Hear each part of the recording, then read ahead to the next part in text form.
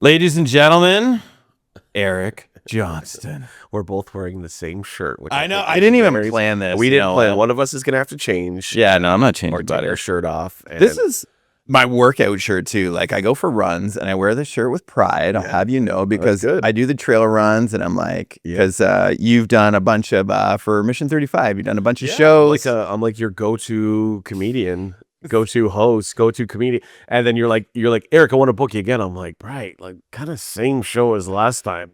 Like I got some new material, but this is why I'm on the road so much, because it's new audiences every night.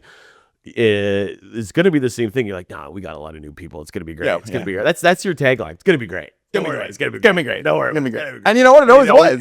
It always is. Yeah. Right. I always get a light roasting, which is fun too. You know, just a little, little browning. That's it. That's okay. That's what happens when you're the head of a company. You got to take it to the head sometimes. Clip that one. Clip it. Yeah. We'll leave that one in there too, man. We'll leave that one there too, though. But for those that don't know, Eric Johnston, born and bred. Would you say you're from Hamilton or Stoney Creek? I say Stoney Creek. I mean, I was 9 when it amalgamated of the amalgamation of Stoney Creek to Hamilton. I mean, I think when I'm touring nationally or internationally, I say Hamilton. If I'm in the GTHA, I say Stoney Creek. I'm a Stoney Creek guy. You know what I mean? I really respect your bit about when you're away on the holidays and somebody ends up saying where you're from and they say Toronto and then you say no, that place between halfway between Toronto and Niagara Falls. Yeah, it's a good bit. I use that bit. I mean, on the road, it kills obviously here because we all say that. People, when you're on vacation, people go, "Where are you from?" And you go, "I'm from I'm from halfway between Toronto and Niagara Falls." And then I go through this whole speech about how I'm a proud Hamiltonian. And I go, "No, I don't say that anymore. I go, I'm from Hamilton, Ontario." And people go, "Well, where is that?" And I go, "Well, technically, it's halfway between Toronto and Niagara Falls."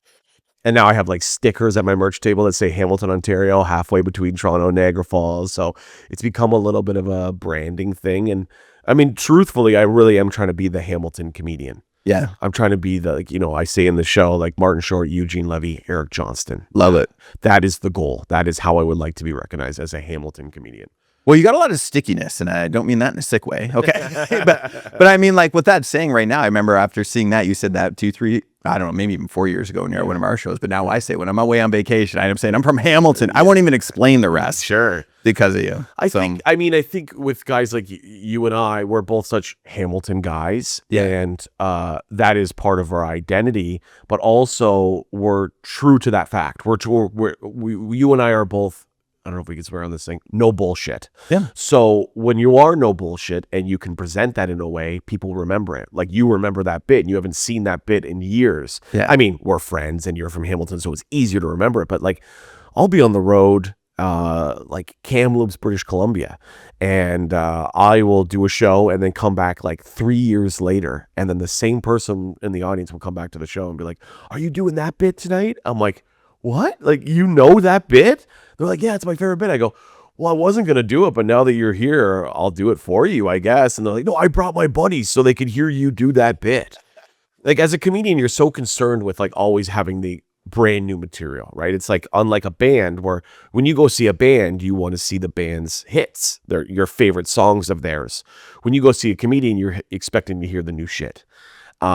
And so I am on tour all the time. So I feel like I'm under pressure a lot of the time to be constantly writing, which I think I should be as a comedian anyways, but I'm constantly being like, I have to come up with new stuff. I have to, but then I'll see someone will come to my show. Then they'll come see me like, I don't know, like not even a month later in a similar location. They're like, I'm like, "You're back." They're like, "I'm back. And I brought friends and my mom to hear you do that bit in real life. I'm here to show them that bit." And I'm like, wow, maybe I don't have to be so stressed about doing new stuff. I mean, I'm still always trying to do new stuff, but I mean, it's that constant, like trying to be fresh, but also trying to honor your fan base of what. Yeah, I can see that. Now, will you improvise your show, or will you like in those situations, right? Because I'm sure you're always constantly thinking of new stuff. And I've heard some, you're a relatively new father, 18 months in now, right? With your lovely wife and whatnot. And I've heard some of that material before. Yeah. But is that where do you draw your experience from? And then also too, when you go into a show, are you already premeditated the show, or do you impromptu try something based on the crowd?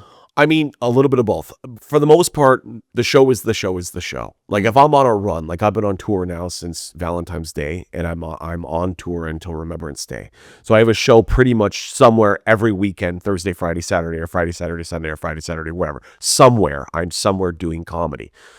When I'm doing that part of the tour, the show is the show is the show. I know how I'm opening. I know what follows it. I know what follows that. I know what follows that. I know what follows that. Then I know the merch pitch comes, and then I do my closer. Thank you. Good night. I know exactly how it's going to go. That being said, sometimes I can cut stuff. Sometimes I can add stuff. Sometimes if the crowd's really cooking, I'll throw a new bit into the middle, just kind of sandwich it. So it's like, I know I have a killer bit here, and I know I have a killer bit here in my clip. I have time to play with a little bit. It's like putting the new song in on the new album. Yeah, like, is this going to fly? I'm sliding in a pee break song. We're going to play some new stuff, and everyone goes peace. Yeah. The secret to be a comic and doing a good headlining hour is making the new shit feel like the old shit. In your mind, even if you tell yourself, make a conscious decision. I'm going to try something new, but first of all, I'm not going to tell the audience this is new. A lot of comics do that. They're like, oh, I'm going to try a new bit. And then it bombs. And then they have an excuse to be like, well, it didn't work because it's a new bit. I don't give myself that grace. I make it feel like it's an existing part of the show, even if I've never said it through a microphone before. And that's just a conscious decision to keep my confidence up. Yeah. But it's a conscious decision to keep the show intact. Yeah. But like we don't have to get too, this is not a comedy podcast. I mean, it is, but it's not, we're not breaking down the science of stand-up. I am not funny here, so let it burn, okay? Rule number one, yes. I'm not funny. No, you're pretty funny. You're actually, you're very dry and very quick. You'll add like a little like, and I'm like, that is very funny. Look at you. But you're not trying to be funny, which I love, because people, as a comic, people are like, you're a comic? I'm pretty funny too. And then they're spending the rest of the night trying to be funny to me. Yeah. And I'm like, okay, that's enough. When I've done emceeing in the past, the number one rule I got was don't try to be funny. Yeah, don't try to be funny. Because then they expect you to be funny, and then well, the second that you try to be funny, the audience can smell it. It's a desperation. It's like the guy going to the bar who really wants to pick up a chick. You know what I mean? You're like, oh God, that guy's not going to get anybody. Well, it's like, but the nights that you went out, like you didn't want to go out, maybe you're a little hungover, a little tired. Those are the nights that you can pick up chicks because you're just kind of whatever about it. Yeah. Anyways, I don't know where we're at. Well, you know what? I wanted to ask you about next question. Next question. You know what I've always loved, how you've got so much hustle, and I think a lot of people end up looking at comedians like, I think it takes balls and courage to get up there, because I think it's probably one of the toughest jobs in the world. Sure. Right, to get up there and do that. Yeah. Because you're really putting yourself out there, but also how you promote yourself. I've always found fascinating. Tell me about, because you're like an entrepreneur. You are doing. You're not just standing up on stage. Tell me about everything that goes into getting to that stage and getting to that show. Yeah, I mean, it's very simple. It's called show business for a reason. And really, it should be called business show, because it takes an incredible amount of business to get to a show. It's very simply for me. My father was a professional wrestler, entertainer, comedian extraordinaire, and my mom was a commercial account manager for the Bank of Montreal for 46 years. You take those two things, you smash them together. Literally, that's how I got here. But figuratively, and you get me. I am addicted to the sound of laughter as much as I am addicted to the work that goes into it. There's a lot of comics and a lot of people in general, but we're talking specifically about comics. There's a lot of comics sitting at home waiting for the phone to ring. And I promise you, it will not ring. There's a lot of real estate agents and mortgage brokers that do this. Everybody thing. A lot of people. Yeah. Guys like you, obviously, I see the billboards and out there, all the promotion, even this podcast, you're doing something that 90% of people in your business won't do. They just go, I don't know, whatever. I'll just wait for the work to come to me. It will not come, especially in Canadian show business. The ceiling is so low in Canadian show business. Of like, we have no star system. The only way you become famous in Canada is by going to the States, becoming famous in the States, then coming back to Canada, and Canadian goes, that's our guy. Mike Myers, he's our guy. Jim Carrey, that's our guy. Yeah. That's the only way to become famous in Canada. And there's a lot of gatekeeping in Canadian comedy. There's a lot of like people, in all of Canadian comedy, there's maybe 5 to 6 people in control of who hits the top. So there's a Canadian comedy mob, is what you're saying. Yeah. It's mostly out of Toronto, and it's mostly run by hipsters. And also, I mean, again, I have been doing this for so long that a couple times in my life, I basically, the term is called showcasing. You're showcasing your material to get an opportunity, whether that's the Winnipeg Comedy Festival, the Just for Laughs Comedy Festival, agents, managers, whatever. And I showcased early on and killed and did an amazing job and was very proud of myself. And the door did not open for whatever reason. And I could go on for all the reasons why certain things in Canadian comedy don't happen.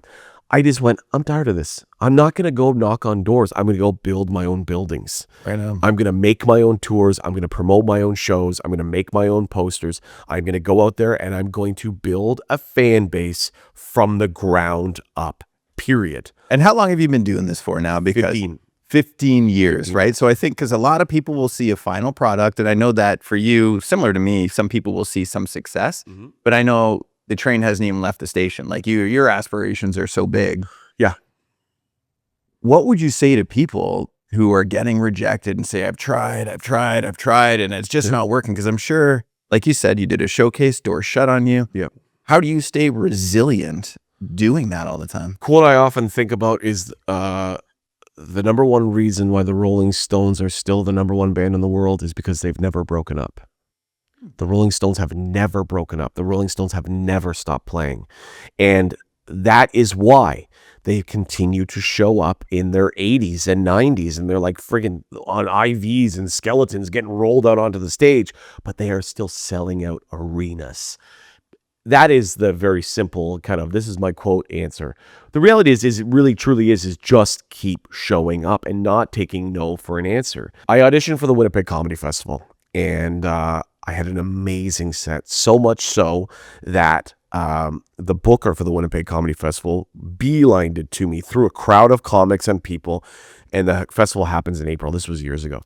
And he goes, what are you doing in April? And I go, hopefully the Winnipeg Comedy Festival. And he goes, keep it open. We're going to have you at the Winnipeg Comedy Festival. And I went, okay, no problem. I would love to. Thank you so much. I'm very gracious. And I gave him a handshake. I think I may even hugged him.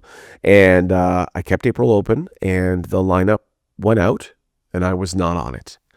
And I emailed the guy being like, hey man, what's up? And he emailed me back and said, I just want to let you know that I did everything I possibly could. You are so talented. You were by far the best comic on that showcase. It just didn't work out. And, it cannot work out for a couple reasons. I'm not a political guy, and this is going to sound very right-wing conservative, but I'm a straight white man. And there's not, in comedy festivals, you got to look at it like a TV show casting. There's only a couple spots for straight white men. And they usually go to older straight white men. And they usually go to women, straight white women. My bracket, my bro 35-year-old white guy bracket is getting smaller and smaller and smaller. And to be honest, I think it should. I think that white guys had a pretty good run. They ran a lot of the industry for a long time. And now there's this inclusion effort, which I believe in. This is why I'm trying to move away from this right-wing conservative point of view. But I believe that there should be an inclusion effort, but funny always has to come first. You can have a spot over me as long as you're funnier than I am or harder working than I am. Unfortunately, with that festival, that's not how it worked out. There were some people who had been doing comedy for 2 years who got an opportunity. Anyways, the shitty part of the story was I went, oh, that's fine. No problem. I don't have to do the Winnipeg Comedy Festival. I booked my own show in Winnipeg on the same week as the Winnipeg Comedy Festival and sold it out myself. And that could be seen as shitty, like, oh, look at this guy, look what he did. No, I wanted to prove a point that as much as I need these people, I don't need these people. Winnipeg Comedy Festival is a great credit, could look great on my resume. It's a TV appearance, and that's fantastic. It appears on the CBC. But there's people who do things like the Winnipeg Comedy Festival, and then the next weekend, they're not selling any tickets. They're still waiting for the phone to ring. Exactly, because they think, I did the Winnipeg Comedy Festival. Here I am, Hollywood. Come get me. It doesn't happen like that. So my point in doing that was to say, like, not only will I do Winnipeg, I'll do Regina, I'll do Saskatoon, I'll do Kamloops, Kelowna, I'll do Medicine Hat, whatever, and I'll sell out all these shows on myself. And to be honest, I don't have a huge social media following. Like, I'm not an influencer comedian. I got like 13,000 followers on Instagram, which is cool, but it's not like I'm not an influencer. How I sell tickets is pure hard work, pure promotion. The stuff you see on Instagram, ads. I make all my own posters. I make all my own promo videos. I will reach out to I just recently hired a publicist, but before that, I'd reach out to every piece of media in that town, whether they're radio, newspaper, morning TV. Hi, I'm Eric Johnston. I'm doing a show in your town on this date. I'd love to come on, whether it's in person or on Zoom. Sometimes I would fly to a place just to do the promotion for the show, to fly home, to drive back and do the show weeks later, because I knew that it was an investment into selling the show. There are so many things I've done, like even when I have a show that's dipping a little bit in terms of it's not selling as much as it should be, I will then go into Instagram and say I'm performing as an example, I'm in Collingwood tomorrow night, and Collingwood's not selling great. What I've done is I've gone to Instagram, typed in Collingwood. All of the top hits of Collingwood are usually local businesses, local influencers, local restaurants, local hotels, local whatever. I will message them directly. Hey, it's Eric Johnston. I'm coming up to Collingwood. I saw that you're up there.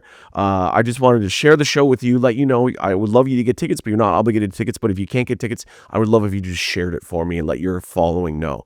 And how's that work for you? Great. They shared it. It goes, you just watch it go up. There are so many comics who would just post it once in their story and go, I hope people show up. Then the show gets canceled because nobody buys tickets. It's getting harder and harder to sell tickets these days. The economy, people have Netflix. There's a Netflix special coming out at once a week. People are like, why would I go to a show when I can watch Tom Segura's brand new special that came out yesterday? So anyways, it's sounding like I'm doing all this work, but it's truly out of love, because if I didn't love it, I wouldn't do it. My entire being, my entire soul's purpose, other than my wife and my son, is when someone goes, usually our friend Jordan Armenides goes, please welcome Eric Johnston. And I walk in through the curtain, I grab the microphone, and I perform for an hour. That's all I'm trying to get to. That is my island. I will get to that island, whether I have to fly in, parachute in, canoe in, or scuba dive. I will get to that island no matter what it takes. And there are so many comedians I'm talking about specifically, but business people, entrepreneurs, who just go, oh, that's an island. I'd love to get there. Yeah. Anyways, what are you doing today? And they don't care. Not everybody has that fire, right? Because I think a lot of people will put it out there, put the passion out there, and end up saying, I'm willing to do the work, but they don't do the work. Yeah. Do you think you build that out of pain for something you didn't have? Or are you building that or growing that out of the passion for wanting? Because I think those are the two things that are primary motivators for most people. Like I know when I built a mortgage company, I built a lot of it out of pain because it didn't go as planned. On day one, it was like a Jerry Maguire moment when I said, hey, we're launching the Mission 35. And it was like, sounds like a dumb idea, Brian. I'm out of here, right? Yeah. So there was a lot of pain there.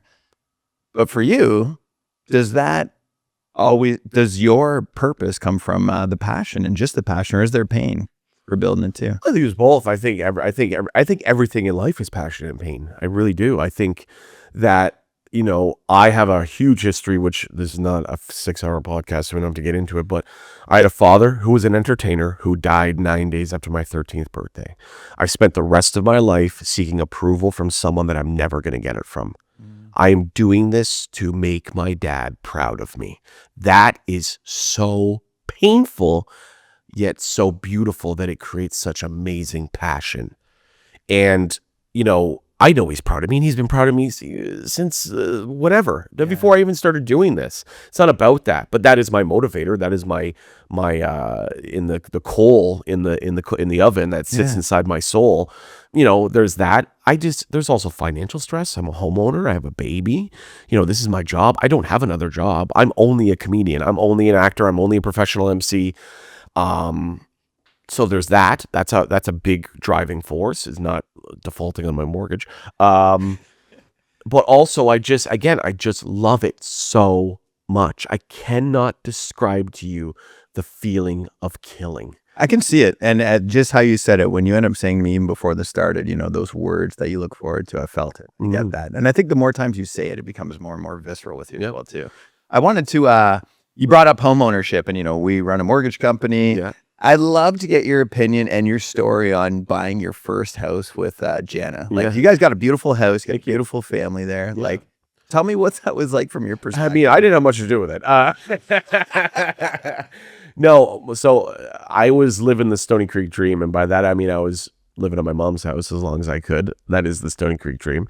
Eventually, you know, before I met my wife, I thought, well, I'll just hang out here until my mom goes into a home, and then this home is going to be my home. That was the plan. That was. I feel like that's many people's retirement. Sure. I mean, right especially now in this economy, the boomers are all sitting on millions of dollars, and they're dying. And so all of our generation's like, okay, well, you better get going because I have bills to pay. I mean, that's the joking answer, but the reality is that was it. I was fine living at my mom's house because I was on the road so much that it was basically like my stuff was at my mom's house, and I'd come back, do laundry, and go back up to Sault Ste. Marie, Timmins, or wherever I was going. And then I met my wife, and then we got engaged, and then moved into my wife's house. She had a house. My wife is a fully formed adult human being. She has a great job. She has investments, savings. Amazing. That's awesome. She probably has a TFSA. She's got it all. An RS. I don't even know what that means. All the acronyms. I have no idea. You know, I didn't have a savings account for so long. They just removed it from my online banking. There was no money in it for so long that when I went to go click on it, it wouldn't even drop down anymore. That's how I was living. I was living gig to gig, weekend to weekend, paying my bills. And I mean, don't get me wrong. I make a full living doing stand-up comedy, especially now. I have to. But you know, then I move in with my wife. She has a house, and it was a small house. She was there as a single woman, and you know, we'd be getting ready to go to an event or something, and she'd be getting ready in the bathroom, and I was getting ready in the hallway. You know what I mean? And trying to do my hair in this little mirror and whatever. And we just said, like, let's start looking for a house. And then this house came up. It was listed for $1.4 million. Long story short, we ended up getting it for $945. My wife did some negotiating. Was there a dead audience? Well, no, I mean, who knows what happened, but we did find out what happened is it's a beautiful home, but it's built onto the side of the escarpment with a 50-year-old concrete pool in it, which had a 50-year-old concrete surround around it that was falling apart. Right. A retaining wall from the Niagara Escarpment was starting to buckle. So these things were like, we got $450,000 off the price of this house. And when the guy was handing us the key, he was kind of like, good luck. So it's a beautiful home, and it's solid. The whole house is made of concrete because the guy who built it owned a concrete construction company. So like, I have interior walls in my house that are made of concrete. Like, if a nuclear bomb ever goes off, come to my house. We're going Eric's. We're gonna be fine. Me, you, my wife, my baby, and the cockroaches, and your cameraman. That'd be it. We'll repopulate the earth. But you know, then you get into the house, and we did some renovations, and I'd say we're probably 150 back into it. Yeah. But it's coming along. Like, what we did the surround of the pool last summer, that was $30,000, but anyways, I'm talking openly about money because you're a money guy. But I'm just saying there's a lot of stuff that's gone back into the house. Yeah, well, you know what I love about you, Eric, is not only your handsome good looks and keep going ways, but you live within your means, you know, because a lot of people shit on living at home. There's nothing wrong with living at home. There's nothing wrong with having a big income or a small income. But, you know, my dad used to always say, if you're broke making $30,000 a year, you'll be broke making $300,000 a year. Sure. And it's kind of like living within your means is something we talk a lot about in home ownership. So living at home, it's a great way to save money. Of course. Really, I mean, I wasn't saving any money. I was going to the bar every weekend and blowing it and whatever. Well, it's so funny because like when I was living at home, my only real responsibilities were like my car payment, my insurance, and my cell phone bill. That was kind of it. Yeah, I didn't buy groceries. My mom loves to bargain shop and whatever. Now I live in a house with a mortgage that is thousands of dollars a month. Property tax at our house is like $11,000 a year because we're in the Niagara Escarpment and we have this beautiful property, whatever. It's funny because does it feel weird to you going up like that? Like going from parents? Because you seem like a modest guy. Like really, at the end of the day, your wants are probably pretty reasonable. Like you want to work, succeed, but that seems more than what you would actually want. I have a very interesting relationship with money. My mood is not, I could have $1,000 in my bank account or $100,000 in my bank account. It does not matter to me. And I'll tell you why. My mom was a commercial account manager for the Bank of Montreal for 46 years. dealing with multi-millions of dollars in exchange every single day. It was her life, it was her being, and it was all she talked about. So when I start hearing people talk about money, like in that big thing, I just go, I don't care about this. I push it away. That being said, I have a mortgage and a baby and a house and whatever. The reality is I've never made more money in my life than I am making right now doing comedy. However, my expenses have never been higher in my entire life. So my life is exactly the same. So once a month, maybe once every 2 months, I take a lap around Winners. I get a couple things for myself, and that's my treat. That's it. I love it. I went out. I did 26 shows in April. I made $20,000. I walked back through the front door and I went, babe, 20 grand. And she was like, good. You owe $10,000 on the mortgage. This needs to get paid. This needs to get paid. This. By the end of it, I had $560 in my checking. Your lap around the Winners. And I went, we're going to Winners. But that is, the reality is I care. Money makes life easier in terms of you don't have to stress about bills, which we all have. We should have. I saw a couple guys sitting on the street on my walk in here. They don't have any bills, but most part, people have pills. Pills? Pills and bills. Yeah. That's the Hamilton dream. But, people always say, like, if you ever won the lottery, would you still do comedy? I go, absolutely. I go, it would be a little easier for me to get to Timmins next weekend. Instead of driving the 8 hours, I would fly. You'd pay Jordan to drive. I pay somebody to drive. Send a friggin' rocket ship up with my merchandise. I'll meet you in Timmins. Yeah. But the blessing, and I will round this out with somewhat of a lesson, the blessing of having all of this financial stress is I am working so much harder than I've already worked in my life, because there is so much more at stake now. And those stakes are my motivator. They're going to me, you need to sell these tickets. You need to make this $2,500 off the door this weekend, because if you don't, you will not pay the mortgage. You will not pay your end. Jet is in daycare. That lady wants her money. And then I go, okay, Eric, let's go. Whatever it takes. Instagram messages, Facebook ads, postering towns, knocking on doors, selling tickets. So then when I get to the show and I kill and the show does well and we sell it out, it means so much more to me. There are guys out there who get famous off social media. They start selling out theaters. It means nothing to them. They show up, they do whatever they do. I don't know what they do, but they go on stage for an hour and they come off and they just go, cool, where are we going for dinner? Where are we going for drinks? It doesn't mean anything to them because they didn't work for it. They didn't hustle like someone did. I'm not trying to sound like an asshole. I'm trying to make a motivational thing about this. You know what? I think you're bang on. It's funny because we talk about this in home ownership, and not to bring it all back to home ownership. Which is what the point of your podcast is. Not I drive to Timmins. But the reality is that home ownership today is hard, right? But like, why did something that changes somebody's trajectory of their life or builds their wealth, or all the boomers became millionaires, why is something that creates so much wealth have to become so easy? Because I think doing hard things creates good people. And I think we kind of got away from that narrative somewhere along the line. Like, look, listen to you, how hard you struggle and how hard you work. It's creating a beautiful thing. Mm-hmm. You put stress on yourself, having a bigger mortgage, you have the family, you have the things, because you'll do more for others than you will for yourself. Yeah. I don't know why this is a big fucking problem today for a lot of people. Yeah. It's okay to put yourself into a situation that's a little bit stressful, a little bit difficult.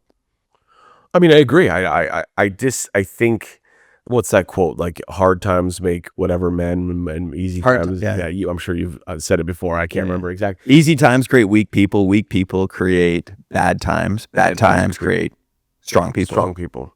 Yeah. We struggled. Like, I remember growing up, my dad was a Canadian professional wrestler. Like, I don't know what the income bracket would be for that. Not good. I mean, he made money. I mean, I'm not trying to sell my dad short. In the 80s, my dad was a celebrity. He was traveling the world and making money and sending the money home. And like, our house in Stoney Creek, the house I grew up in, it's a beautiful home. At the time, they bought it for $170,000, which in 1989 was a lot of money. Yeah. My mom had a great job at the time, but that was my dad's literal blood, sweat, and tears. But then the 90s hit. He got a little older. He got injured, and his career started to diminish and the pays from wrestling was diminishing. But my dad did. He went out. He started a landscaping company. He started an asphalt ceiling repair company. He worked in a group home for at-risk youth. He, instead of wrestling at wrestling shows, he became a promoter of wrestling shows. He did literally whatever he could to keep working because he had a wife and 2 children, my sister and I. But I remember there was times, my mom always tells this story. She goes, we had it rough in the 90s, but we always wanted to make sure that our kids never knew. And my mom used to say that she used to borrow from Peter to pay Paul and Paul to pay Peter. She would take cash advances on the MasterCard, pay the Visa, and back and forth and back and forth and back and forth until some sort of money came in. And seeing that as a child went, wow, my dad will wrestle on the weekend, get home from Tulsa, Oklahoma on a Sunday night, and Monday morning he's laying sod on someone's property because he also owns a landscaping company. So this is where you get me. This is where you get whatever it takes to do it, to get to the next level. I do comedy as a living to make money. But you say, if you would do it for free, that's your true calling. I would do it for free if I didn't have all these financial responsibilities. The benefit of how well things are going is I can start now demanding more and more money and selling more and more tickets to make more and more money. And again, my expenses are pretty high right now. So my life is exactly the same. But again, you're a money podcast or, a financial advice kind of podcast. And the point of this is not to, I think, talking overtly about how much money I make is kind of hacky, but it's just to prove a point. The average comedian in Canada, the average working comedian in Canada makes $10,000 to $15,000 a year as a stand-up comedian. Last year, I made $125,000 doing stand-up comedy in Canada. That is not to brag and look how great I am and how much money I make. It's just to say how hard you have to work to make a living doing stand-up comedy. You know what? Stand-up comedy is not that different from when I would say the average realtor, the average mortgage broker. That's who a lot of people tune into this. They're going to be making anywhere from $15,000 to $20,000 a year. Yeah, the average person. You can't afford a lifestyle in that, but they probably do 5 to 10% of the work that you would do. Sure. Right? That's why you get the results. The pill guy on the street probably makes $10,000 to $15,000 a year. That it's just my biggest thing I'm trying to get across, and it goes back to your very first question, is what motivates you, and you're so motivated and you're such a hustler. It is you have to do the work. Show business. I don't have a manager. I don't have an agent. I don't have a booking agent. I make all my own posters. I make all my own videos. I'm my own driver. I sell my own merchandise. When I get to the venue, I set up the speaker, the spotlight, the mic stand in the backdrop myself. Then the doors open. I work the door because I'm the one that sold the tickets. So I've got the Eventbrites on my phone. People are coming through the front door and going, but you're the guy. And I go, I know. What's your last name? Okay. Tables are over there. That's awesome. Because I am a fully functioning business. And again, not to shit on so many comics, but a lot of people just don't want to do that. There's a benefit to that too, because as you grow, there's a good, there was a CEO by the name of Jack Welch long time ago. It was like a GE guy. But anyways, he started from the bottom, kind of like the song. Yeah. Right. But it's if you know what everybody else does, the likelihood of you getting taken advantage of when you are here, when you're the big guy, you're going to know all the steps that go along with that. There's a huge benefit to that. And I've seen people in our industry and multiple industries where they get away from being at the door. They get away from setting up the table. And then you know what happens? They start to drift away. Mm-hmm. And then they start to lose confidence. They start to lose the ability. They start to just get completely disassociated with what even business they're in. Mm-hmm. Well, I mean, it's for me, I'm so used to doing it myself that sometimes I get other people in trouble by accident. Example, sometimes I'll be doing a big theater show. And I will pull up to the theater with my merchandise, and a PA for the theater or whatever will be coming up to me going, hey, let me help you with your boxes. And I go, I got it. And the guy goes, no, I have to help you with your boxes. It's my job. If my boss sees you carrying that box, I will get in trouble.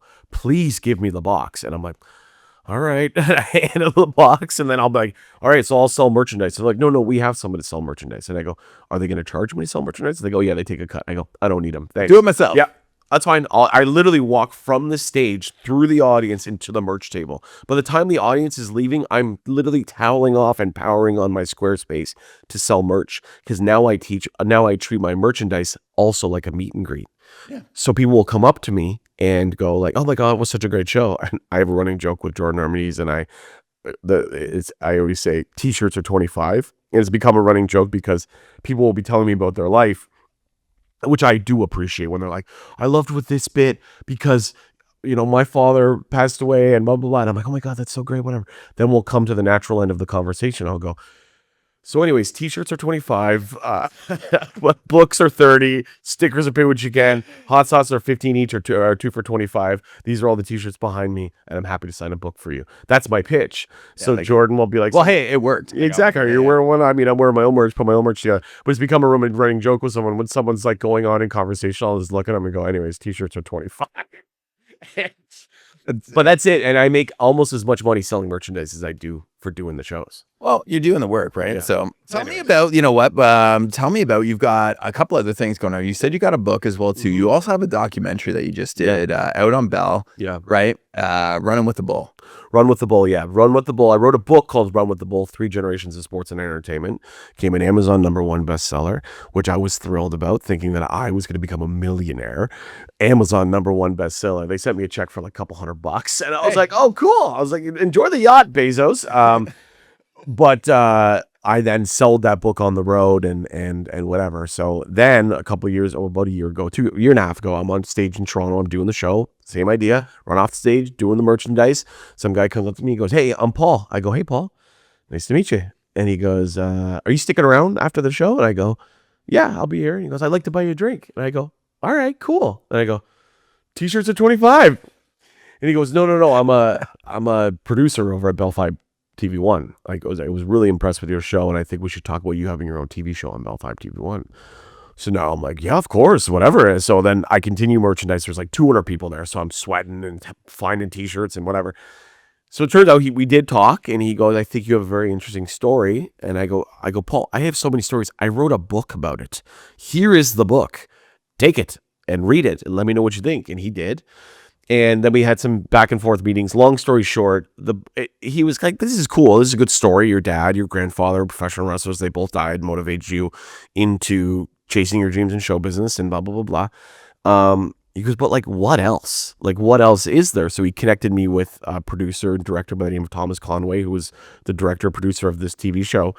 And we're talking, and we pitched a show, and it kind of went nowhere. And then he came back, and he was like, "But what is your motivation? Like, he goes, do you have any hobbies?" And I go, "None." He goes, "Do you do anything?" I went, "I'm a touring stand-up comedian and a father and a husband." He goes, "Is there anything that you like to do?" And I was like, "I like to go to the gym." He's like, "Oh, okay." And he goes like, "Would you like to do something about health and fitness?" And I was like, "What do you mean? I'm already pretty healthy and fit." And he's like, "No, seriously, like, what kind of show could we do about like health and fitness?" And I go, "The only reason why I would ever do a health and fitness style show is just to benefit my life for the benefit of my son, because I don't want to die young, because my father died 9 days after my 13th birthday." And he went, "Well, that is a show. Your whole motivation, your whole stakes is you want to break the cycle. And you want to be the best version of yourself for your son because you experienced the trauma of your father dying. That is interesting." So we went back to Bell, the executives at Bell. They went, "Yeah, that's a good show. Let's do it." Right. So we ended up doing a 6-part TV show called Run with the Bull, loosely based on the book because there's a lot of the same themes that are in the book. But I became the best version of myself, mind, body, soul, spirit. The opening scene of the TV show is my family doctor telling me that I need to lose 70 pounds, which was not scripted. Like, we went in there for like a checkup, and he's like, "You need to lose 70 pounds. He's an old Italian guy, Dr. Perfetto, the best. And so like, that's the inciting incident in the show. Yeah, I need to lose 70 pounds.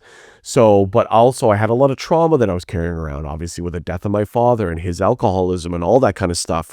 Plus now the stresses of becoming a father, the stresses of running my own business and all that kind of stuff. All this stuff is swirling above me. I'm like Atlas, like just carrying all this stuff around. And it became like, how could we strip away all this shit and make him the best version of himself? So through that, I did Reiki and breath work and forest bathing, which is like going into the woods and hugging trees and shit. Like I was doing like some pure hippy dippy stuff on top of doing like an MMA class with the gentleman Josh Hill. All right. And a dance class with Tiffany Adoranti up at the Caledonia School of Dance, which I have a dance background, so it was easy peasy for me.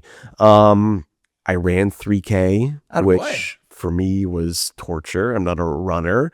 I climbed 5 stories on like a rope swing thing. How much did you lose? How much weight did you So I lost. So this is hilarious. So I learned all these things. I think the biggest benefit that came from the show was it was healing for my soul. My body was kind of just a positive side effect. So at first I didn't lose any weight doing the show. And then we did the show in October. And we went through the edits of the show. And to edit a TV show probably takes about 6 months. Then we scheduled a premiere on April 3rd of this, like last April, that the one that just passed. And they're like, okay, we're good. We're going to have a premiere. And I was like, well, shit. I haven't lost any weight. So I'm not going to show up to this premiere.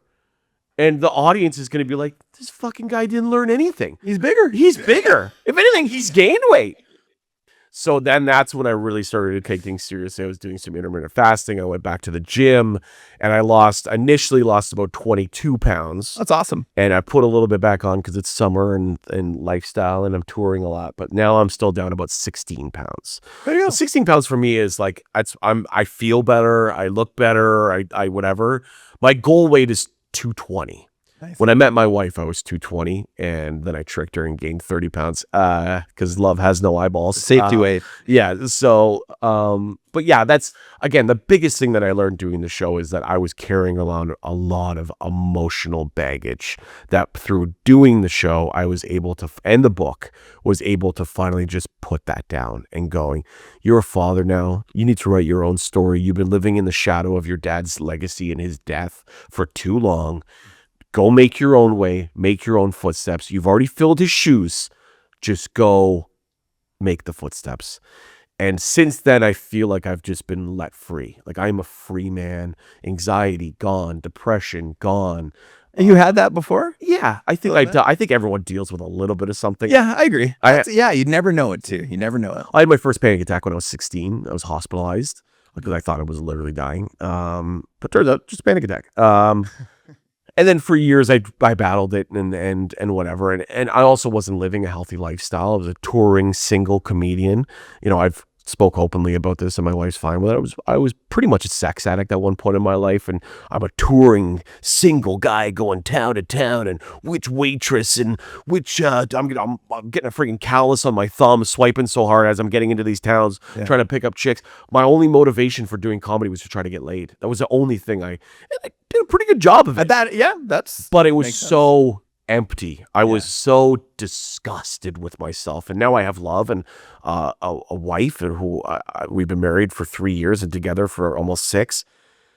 I've put that guy down. Like he doesn't. I think about him, and I'm like, oh god, that was kind of a wild time.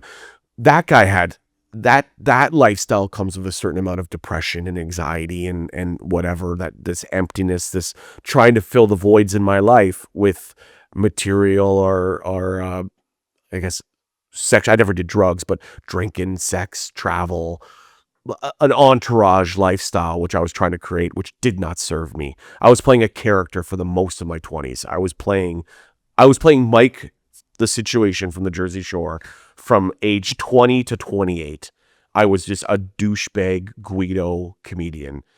Well, you've grown up into a pretty cool guy. And still wearing the jewelry. And you know what? I think I think you bridging that gap is also pretty neat. Probably something you never even intended to do, because comedy is not something that's traditionally known with men's mental health as well too. And what you're doing is you're being open and vulnerable, talking about this stuff in addition to talking about comedy. And I think it takes a certain level of humility and vulnerability to be able to talk about that stuff. So I think you've got almost a bigger mission that you probably didn't even plan on. That's bubbling up. And I think that's the biggest thing. And I know we're going time here, and this is my fault because I don't have any short stories. I'm sorry to say. You're gonna have a great time editing this. You're like, God, I don't even know what to do with this. No, I will say that has become part of my brand. You know, my brand is the men's mental health guy. Now, do I strongly believe in men's mental health? Of course. I wouldn't be here if men's mental health wasn't talked about. I'm not suicidal by any means, but I was living in a very dark way, and talking about it is what pulled me out of it. So by doing that in my comedy, in my book, and in my TV show, I've set myself free of that, and now it's become my personal goal to do that for other men. With the book, with the TV show, and the next season of my TV show, I'm going to incorporate more other people because I've already kind of healed myself. How can I go out and heal men my age, or either young fathers or whatever? That's what the next step's going to be. Love it. You know, it's a personal belief decision. It's also a business decision. You know what I mean? It's also being like, wow, men's mental health should be talked about, and I should be the guy to do it. 100%. I love that, man. You know what, Eric? I just want to thank you, man, for taking the time for doing this. I think, you know what, you've made me laugh for years. Yeah. Like just from having you out to corporate events, and I know corporate gigs are the funnest gigs ever, right? As long as the check clears, Bri, I'll be there. Yeah. Every time. But I just want to say you've also inspired me today too, because seeing what you do and how you do it, I think there's so many people that can just see the tip of the iceberg, but I really appreciate you sharing the foundation that goes into it, the vulnerability and the fucking work ethic, man. It's very, very respectful. In closing, I'll say this. In show business, they say it takes 15 years to make an overnight success. And I'm on my 15th year now, and I'm so excited to see what comes next. Attaboy, man. Where can people find you? Just if EricJohnstonWho.com, Eric Johnston Who on Instagram. Catch me on tour. I'm probably coming to a town near you. Get your tickets now. And if you don't get your tickets, I'll cancel the show. I don't give a shit. I'm not driving across the country unless the tickets are sold. Awesome. Thanks so much, man.